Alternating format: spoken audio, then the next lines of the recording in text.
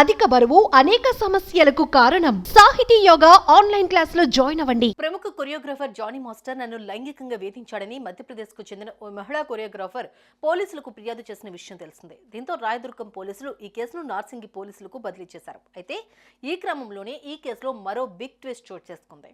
తాజాగా ఈ కేసులో జానీ మాస్టర్ భార్య పేరు కూడా తెరపైకి రావడంతో ఇప్పుడు సంచలనంగా మారుతోంది.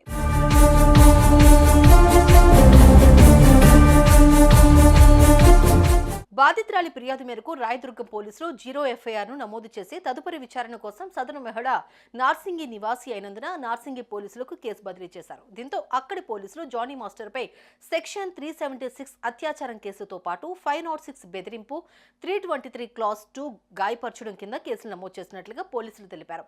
ఈ కేసులో బాధితురాలిగా ఉన్న మహిళా కొరియోగ్రాఫర్ తాజాగా నార్సింగి పోలీసులు ఎదుట హాజరైనట్లుగా తెలుస్తోంది. అయితే 3 గంటల పాటు విచారించిన పోలీసులు ఆమె స్టేట్మెంట్ ను రికార్డ్ చేశారు.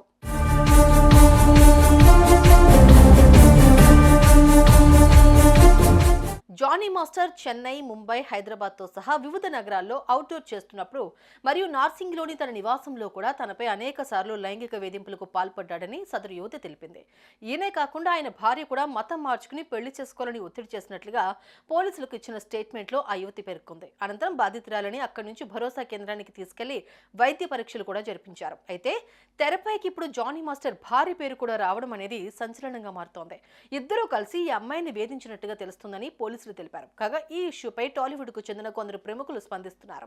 తాజాగా సింగర్ చిన్మయి రియాక్ట్ అవుతూ జానీ మాస్టర్ ఆ అమ్మాయి మైనర్ గా ఉన్నప్పటి నుంచే వేధించడం మొదలుపెట్టాడు. ఈ కేసులో పోరాడేందుకు ఆ అమ్మాయికి కావాల్సిన శక్తి చేకూరాలని కోరుకుంటున్నా అంటూ ఎక్స్ వేదికగా పోస్ట్ చేశారు. ఈ క్రమంలోనే ప్రముఖ నటి పూనం కౌర్ సైతం స్పందించారు. జానీని మాస్టర్ అని పిలవద్దు, మాస్టర్ అనే పదానికి కాస్త గౌరవం ఇవ్వండి అంటూ ఆమె ట్విట్టర్ వేదికగా రాసుకొచ్చారు.